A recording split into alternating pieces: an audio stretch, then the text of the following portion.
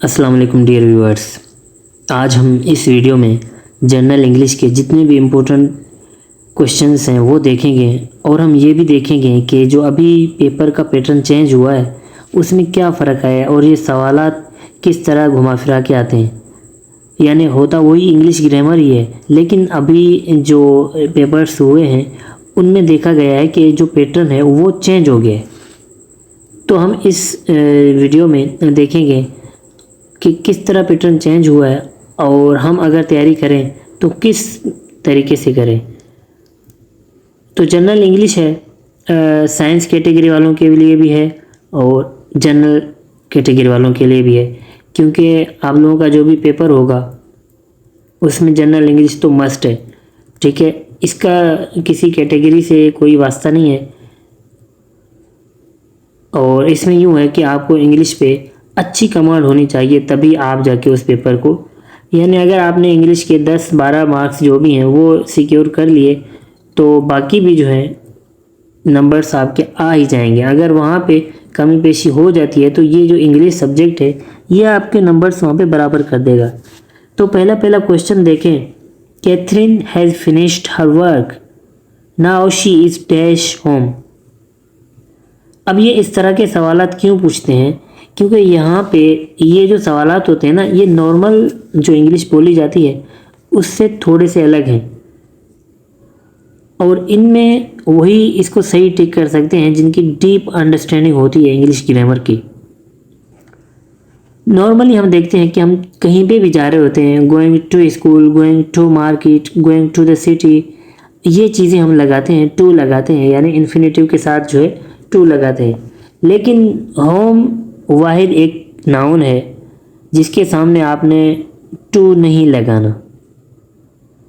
यहाँ पे correct answer going है, गोइंग टू द और गोइंग टूवर्ड्स द।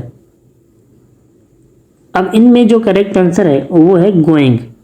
याद रखिएगा कभी भी जब होम की बात आए तो वहाँ पे गोइंग लगाना है आपने। अगर आप ये कह रहे हैं कि I am going to the home, गलत है ये। अगर आप ये कह रहे हैं आई एम गोइंग होम तो ये जुमला आपका ठीक है। तो ये इस तरह ट्रिकी था, इसी वजह से ये सवाल पूछा गया है।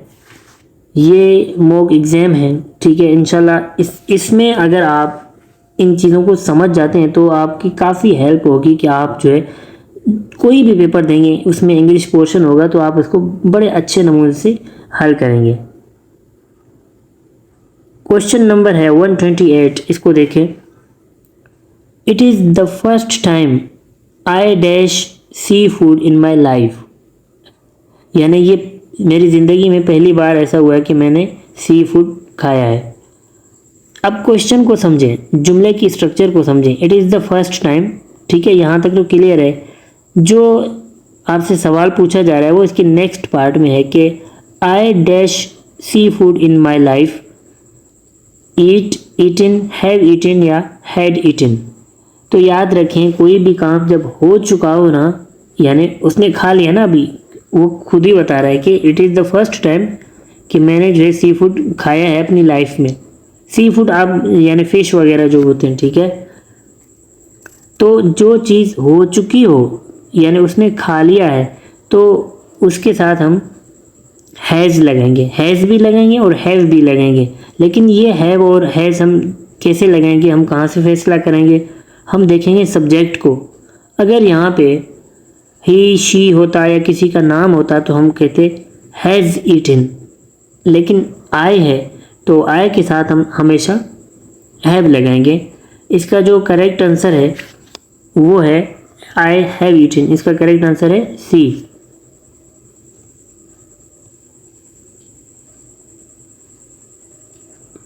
ठीक है, नेक्स्ट क्वेश्चन है। While the UK has earn record revenue this year, dash well behind in exports. अब आपको इन चीज़ों में नहीं फंसना कि ये जुमले में किस कंट्री की बात हो रही है, क्या टॉपिक है, आपने छोड़ देना है इसको और यहाँ पे आपने स्ट्रक्चर पे फोकस करना है। तो यहाँ पे यूके की बात हो रही है, ठीक है। यूके क्या है, एक सिंगल कंट्री का नाम है ना, एक सिंगल नाउन है। तो सिंगल के साथ हम क्या लगाते हैं, it still leg behind. It के साथ हम इज लगाते हैं, ठीक, एस लगाते हैं, ठीक है। इट मूव्स, ठीक है, यानी जो सिंगुलर नाउन हो उसके साथ हम वर्ब में एस लगाते हैं। इट स्टिल लेग्स बिहाइंड, ठीक है। इट लेग स्टिल, यानी ये तो जो है बिल्कुल लेग स्टिल भी गलत है। इट के साथ लेग बिहाइंड नहीं लगेगा, इसके साथ लगेगा इट स्टिल लेग्स, ठीक है। वो इसलिए कि अगर सिंपल रूल आपको पता हो,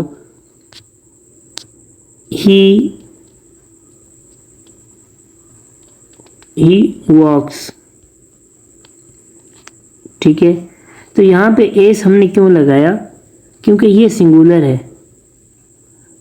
अगर यहाँ पे होता दे, हम सिंपल लगाते दे वॉक, क्यों, क्योंकि ये प्लूरल है। तो सिंगुलर के साथ जब वर्ब आएगा उस वर्ब के लास्ट में हम एस लगाएंगे। ये रूल आपने याद रखना है। ये छोटी छोटी चीज़ें अगर आप समझ गए तो कितना भी चाहे मुश्किल पेपर आ जाए आप उसको बआसानी हल कर सकते हैं। बढ़ते हैं नेक्स्ट क्वेश्चन की तरफ।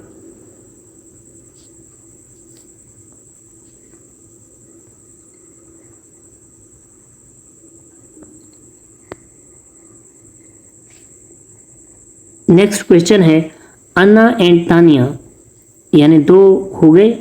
अन्ना and Tania went shopping but dash could not find anything dash liked. अब इसमें आपने पहले तो ये देखना है कि अब जो बात होगी वो सिंगुलर की नहीं होगी बल्कि प्लूरल की होगी। क्यों, क्योंकि अन्ना एंड तानिया मिलके यानी प्लूरल बनाते हैं। अब इसमें जो है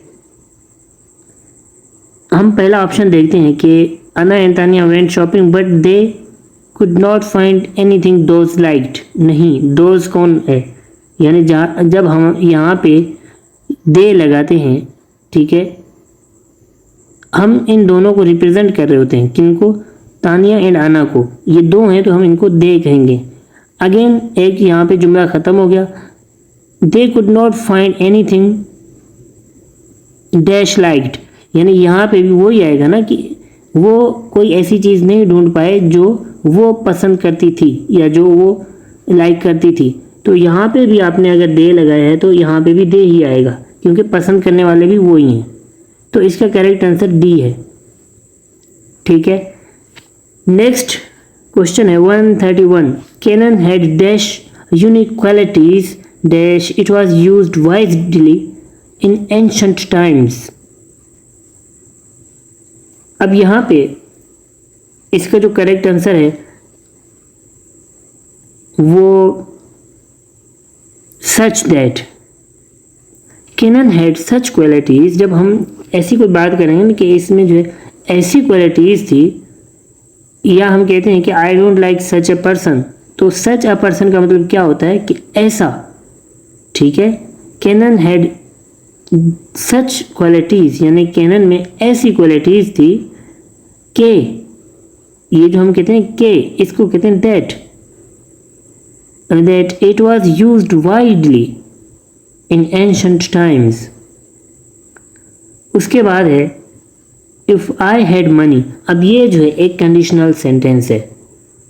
अगर मेरे पास पैसे होते, if I had money I dash it now.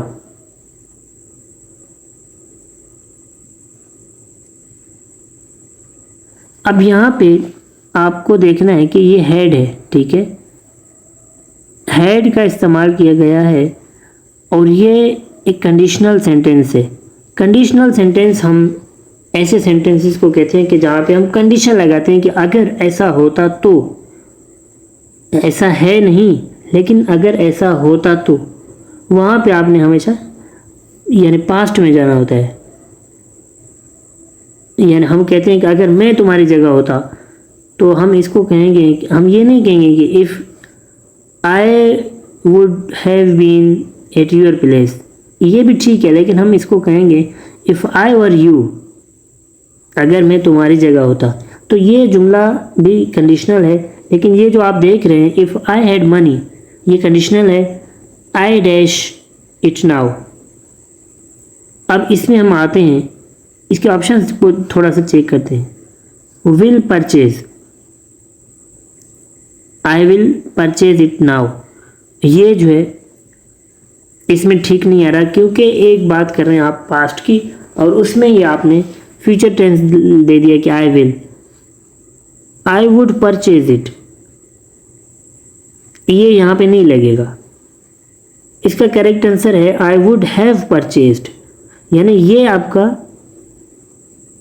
Condition को शो कर रहा है। यहाँ पे ये जो है ना आई वुड परचेज इट, इसका मतलब है कि वो बंदा जो है कंडीशनल सेंटेंस से, कंडीशनल इन्वायरमेंट से बाहर आ गया है और वो जो है रियल लाइफ में है कि आई वुड परचेज इट, यानी मैं इसको परचेज करूँगा। आई वुड हैव परचेज्ड, यानी मैं इसको परचेज कर चुका होता। कब? इफ़ आई हैड मनी, अगर मेरे पास पैसे होते।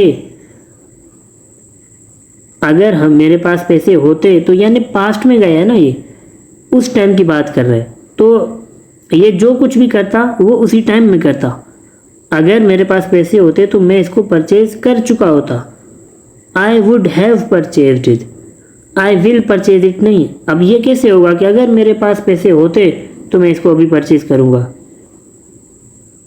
ठीक है, तो जुमले की सेंस को समझना है कि बात हो रही है पास्ट की, तो आपने जो करेक्ट आंसर है वो भी पास्ट का ही देना होता है।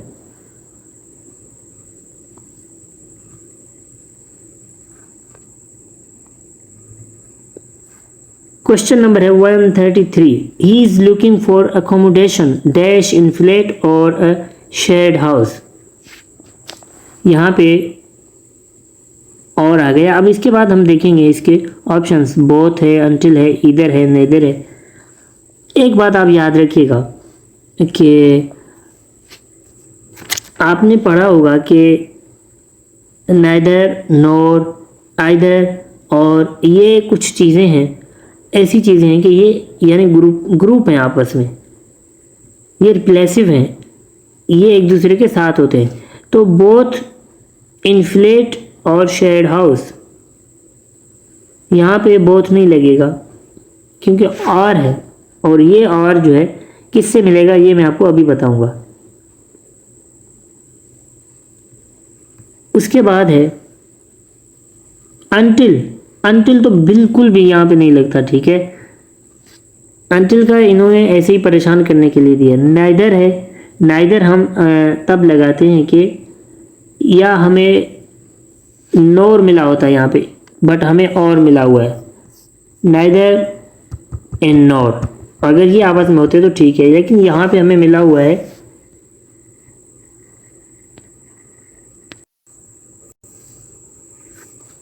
तो इसका जो करेक्ट आंसर है, आप याद रखें कि कुछ चीज़ें अभी यहाँ पे मैं आपको टिप्स देता हुआ जा रहा हूँ, इनको आप याद रखें, क्योंकि ज़रूरी नहीं है कि इंग्लिश में आपने एज इट इज़ जब सेंटेंस पढ़े तभी आपको आने चाहिए।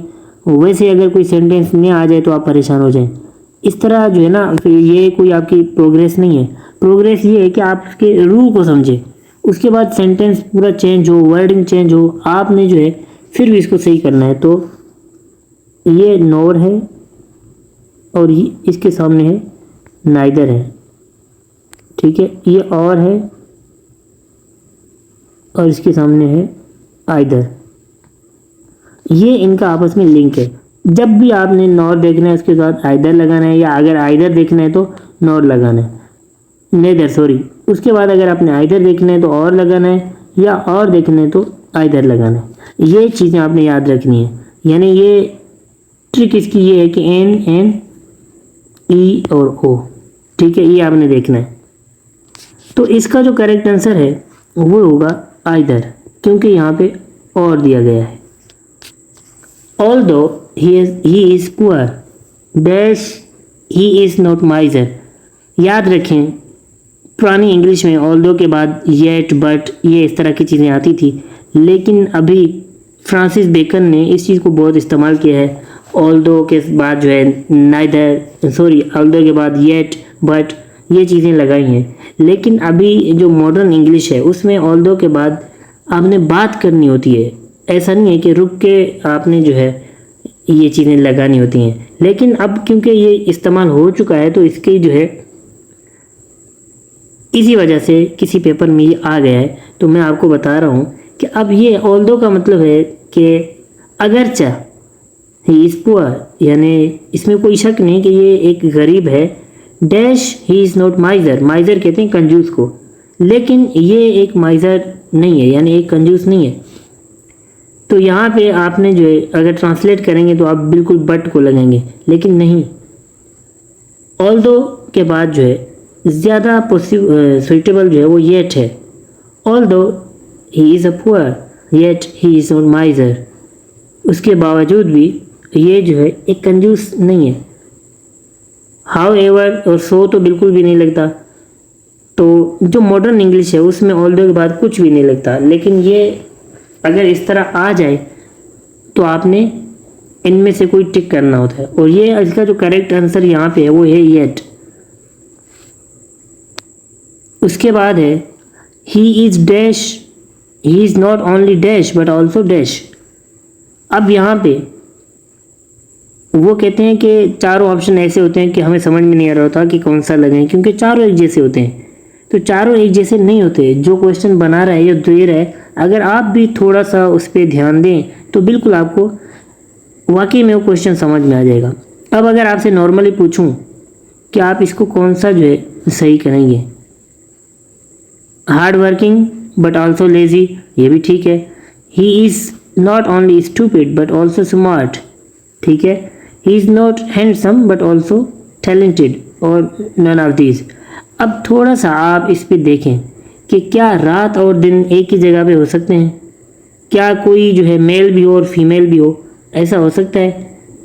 ऐसा हो सकता है कोई स्टूपिड भी हो और स्मार्ट भी हो? यानी जो चीज़ है ही नहीं तो उसको ऑप्शन में रखने का क्या फ़ायदा?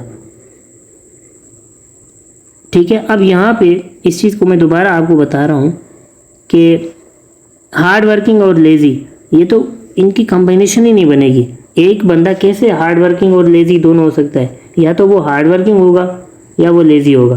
तो ये आपने ऑप्शन करेक्ट इनकरेक्ट करना। उसके बाद है स्मार्ट एंड स्टूपिड। तो ये वाकई में एक स्टूपिड क्वेश्चन है, जो क्विज दिया है वो स्टूपिड है, ठीक है। यहाँ पे ये भी गलत है, स्मार्ट और स्टूपिड दोनों एक ही शख्स में नहीं हो सकते। उसके बाद नन ऑफ दीज है। नन ऑफ दीज तो हम हटा देंगे क्योंकि हमारे पास एक ऑप्शन है जो लग रहा है, हैंडसम एंड टैलेंटेड। हाँ, ये पॉसिबल है कि वो हैंडसम भी हो सकता है और टैलेंटेड भी हो सकता है, ठीक है। अब ये अलग बात है, कहते हैं कि जो खूबसूरत लोग होते हैं उनमें अकल नहीं होती। अब ये कोई मिथ है या रियलिटी है? बहरहाल आपने वो मिथ यहाँ पे नहीं लगाना। यहाँ पे आपने इंग्लिश ग्रामर के हिसाब से देखना है कि वाकई में ये दोनों यानी एक ही शख्स में हो सकते हैं। वो हैंडसम भी हो सकता है और टैलेंटेड भी हो सकता है, लेकिन स्टूपिड और स्मार्ट नहीं हो सकता। करेक्ट। इसके बाद है we need to find dash method to solve this problem. अब पहली बात तो ये है कि अगर कोई मेथड ऑलरेडी इस्तेमाल नहीं किया गया तो हम सिंपली कहेंगे कि we need to find a method to solve this problem, यानी इस मसले को हल करने के लिए हमें कोई ना कोई सोल्यूशन ढूंढनी पड़ेगी। लेकिन यहाँ पे आप ऑप्शंस देखें, यहाँ पे तो अ है ही नहीं, तो हम क्या कहेंगे? We need to find other method. कभी भी अदर जो है मेथड नहीं होता। हाँ, अगर आपके पास एक मेथड है और वो काम नहीं कर रहा, उसके बाद आप क्या करेंगे? उसके बाद आप कहेंगे अनदर, यानी कोई दूसरा मेथड, ठीक है। नॉर्मली हम ये कहते हैं कि ये मेथड काम नहीं कर रहा, दूसरा मेथड हम इस्तेमाल करेंगे। वो भी गलत है। हमें ये कहना चाहिए कि ये मेथड काम नहीं कर रहा, हमें कोई दूसरा जो है ना इस चीज़ को शो कर रहा होता है कि हम जो है एक से हट के अब दूसरे की तरफ जा रहे हैं। मैं आपको एक मिसाल दे रहा हूँ कि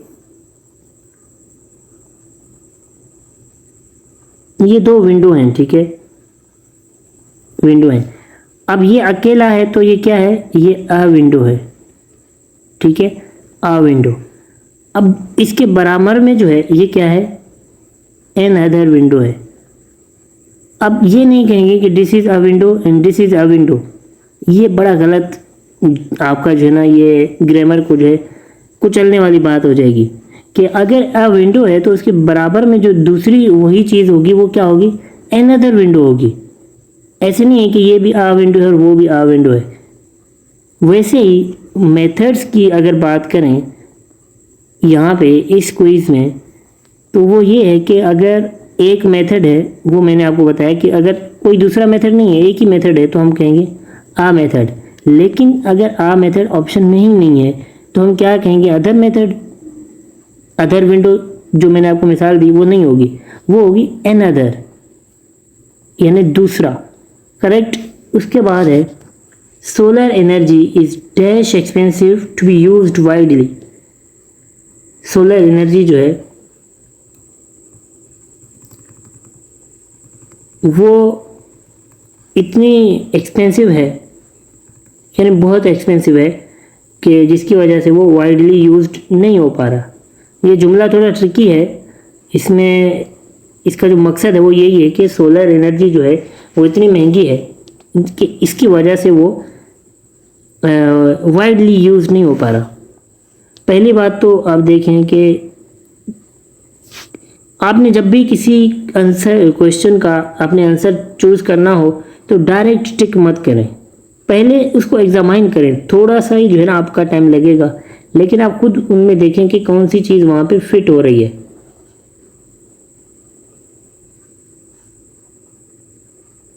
solar energy is dash expensive, so expensive. अच्छा, अगर हम सो लगाएं तो सो के बाद जो है ना एक दूसरा क्लॉज भी आना चाहिए। मिसाल के तौर पे मैं आपको एक दूसरा जुमला दूं कि the light is so bright that blinds my eyes, यानी लाइट जो है वो इतनी तेज है जो मेरी आंखों को लगती है, तो यानी ऐसा लग रहा है कि मेरी आंखें बंद हो रही हैं। तब हम सो लगाते, अगर उसके सामने दूसरा उसका कंपैरिजन वाला होता। ऐसा तो नहीं है इस जुमले में, ठीक है, ये करेक्ट नहीं है। अगर हम सच को इस्तेमाल करें, solar energy is such expensive to be used widely, such का यूज़ हम ऊपर पढ़ के आए थे, ठीक है। तो यहाँ पे सच का बिल्कुल लग ही नहीं रहा, मैच ही नहीं कर रहा।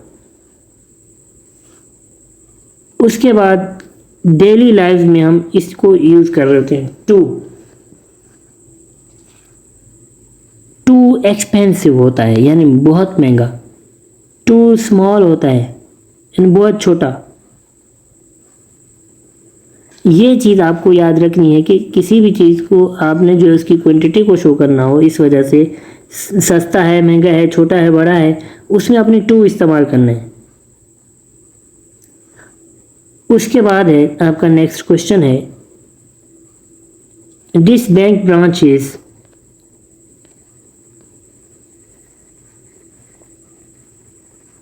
ओपन -8-5, यानी बहुत ही आसान जुमला है, लेकिन इसको हम इसके जो ऑप्शंस हैं उनको एनालाइज करेंगे। This bank branch is open by 8 कभी होता है, कभी भी नहीं होता, ठीक है। अनटिल 5, अनटिल भी नहीं होता, टिल 5 होता तब भी बात समझ में आती कि इसका जो है लास्ट वाला पार्ट ठीक है, लेकिन अनटिल भी यहाँ पे नहीं आएगा।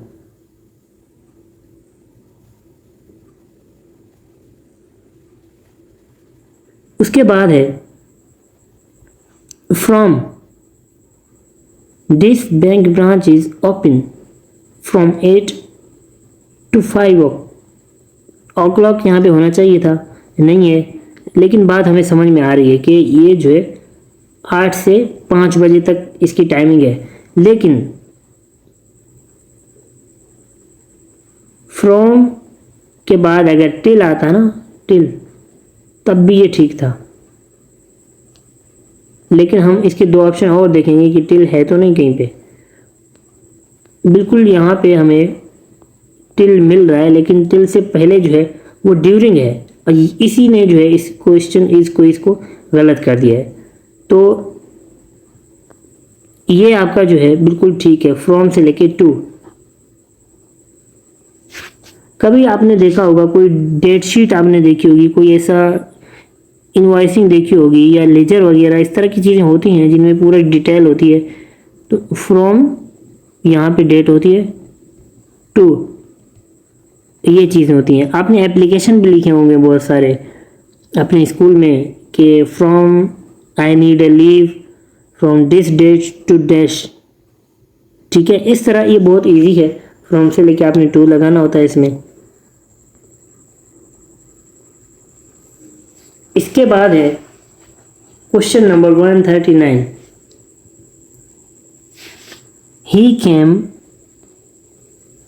ही केम dash the room and jump dash the swimming pool. अब ये इस चीज़ को आपको दोबारा मैं पढ़ा रहा हूँ, दोबारा आप इसको यानी मैं बता रहा हूँ, याद रखें। आगे इस तरह का दूसरा भी क्वेश्चन आएगा, आपको आइडिया समझना है। He came out of the room होगा, ठीक है। रूम से बाहर आया जाता है ना, रूम से छत पे तो नहीं चढ़ा जाता, या रूम से अंदर तो नहीं घुसा जाता, रूम से बाहर आया जाता है। ही केम आउट ऑफ, ठीक है।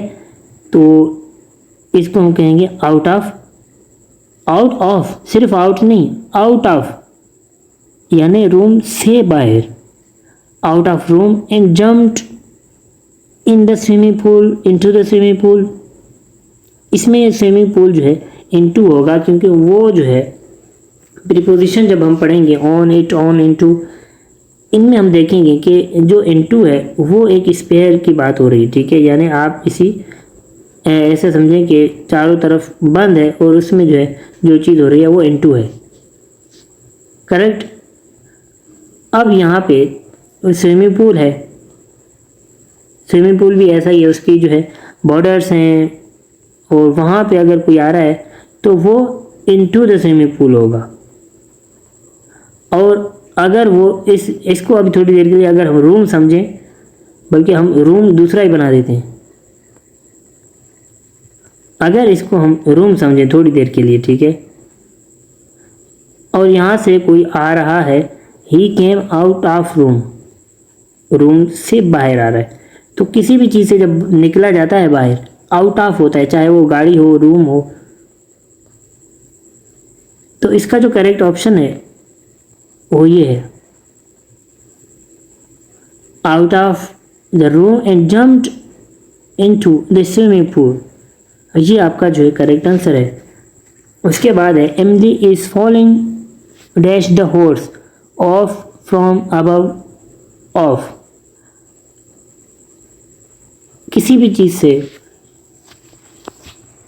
यानी जब उतरा जाता है या गिरा जाता है वो ऑफ होता है, यहाँ पे आपने ऑफ लगाता है, फ्रॉम यहाँ पे नहीं आएगा।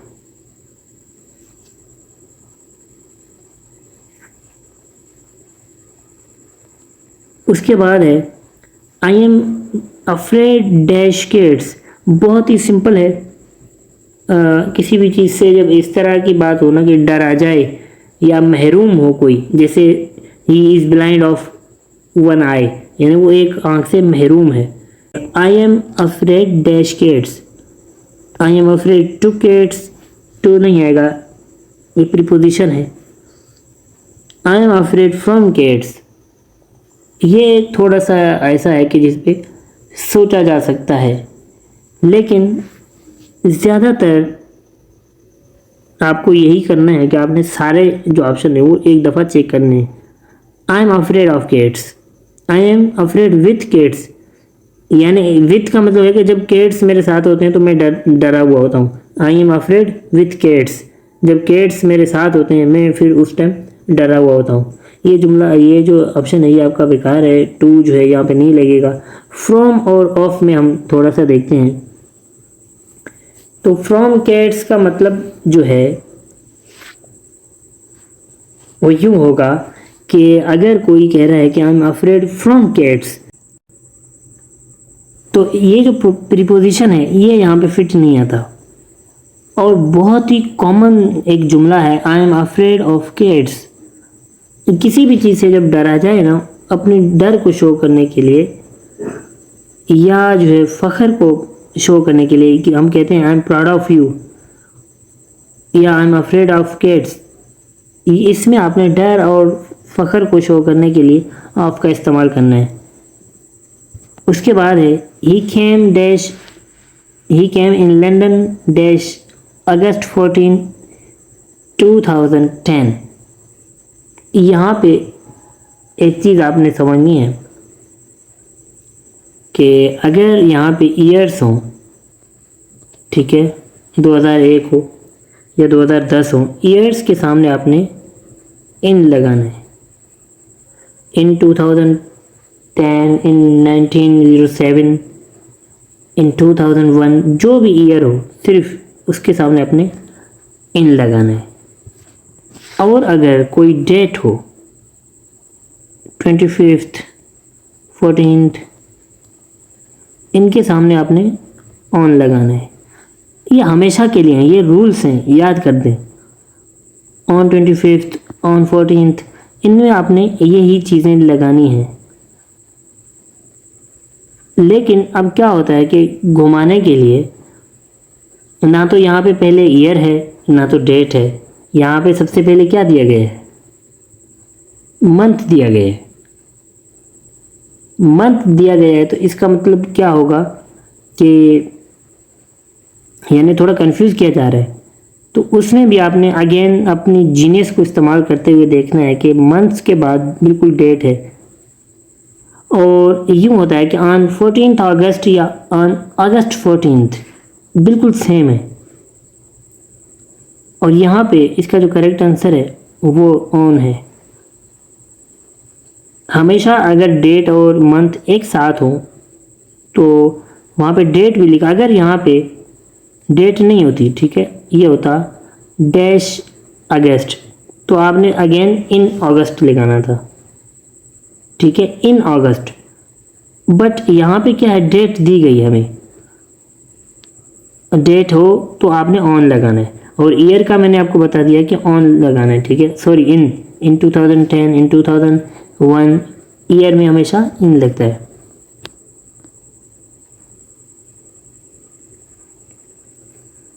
उसके बाद है ही प्रीफर्स, ठीक है, यहाँ प्रीफर्स होगा हेल्थ डैश वेल्थ, ओवर है, ऑन है, टू है, देन है।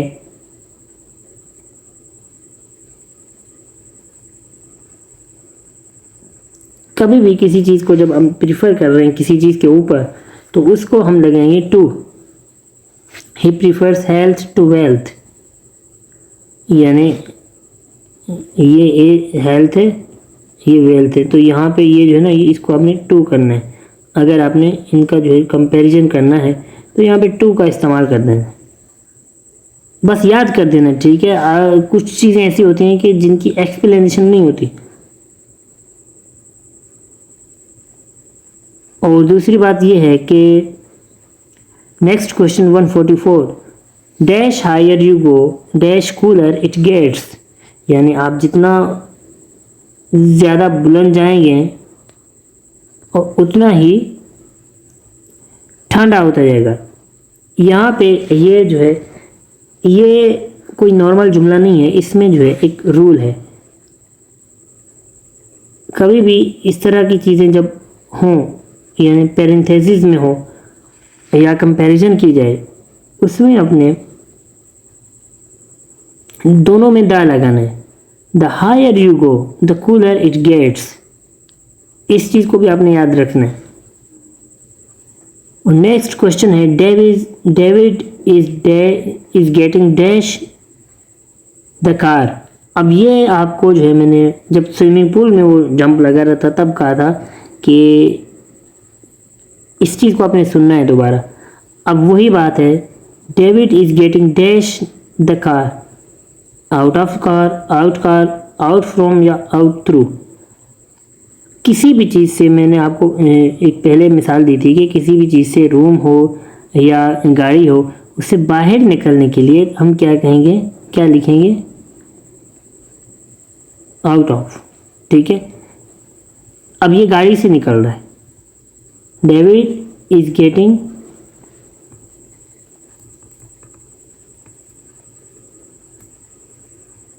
Out of car. और ये एक मैंने पहले भी इसलिए बताया, अभी भी बता रहा हूँ, क्योंकि इस तरह के सवालात आते हैं। उसके बाद है नेक्स्ट क्वेश्चन है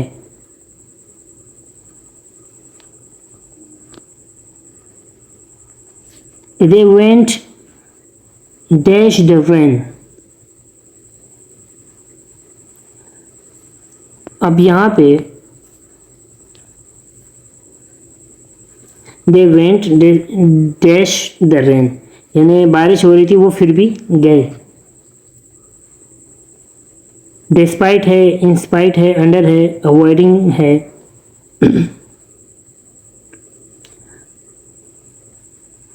अवॉइडिंग यहाँ पे करेक्ट नहीं है, क्योंकि अब अवॉइड करेंगे, रेन तो हो रही है, कितना अवॉइड करेंगे, ठीक है।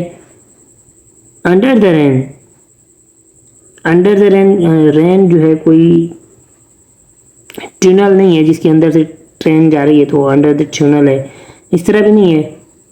इंस्पाइट नहीं लगेगा। तो यहाँ पे करेक्ट आंसर ये है कि डिस्पाइट, यानी जो बारिश थी उसके बावजूद भी वो गए, बारिश के होने के बावजूद भी वो गए। तो यहाँ पे हम डिस्पाइट लगाते हैं।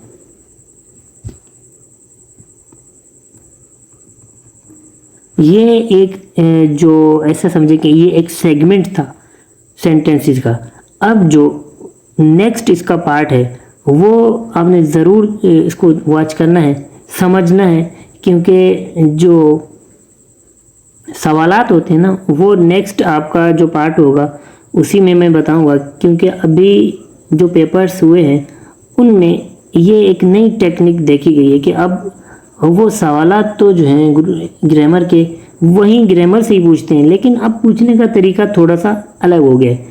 तो जस्ट डेमो के लिए मैं आपको ये एक क्वेश्चन दिखा देता हूँ, इसको हम कंटिन्यू करेंगे अपने नेक्स्ट लेक्चर में, ठीक है।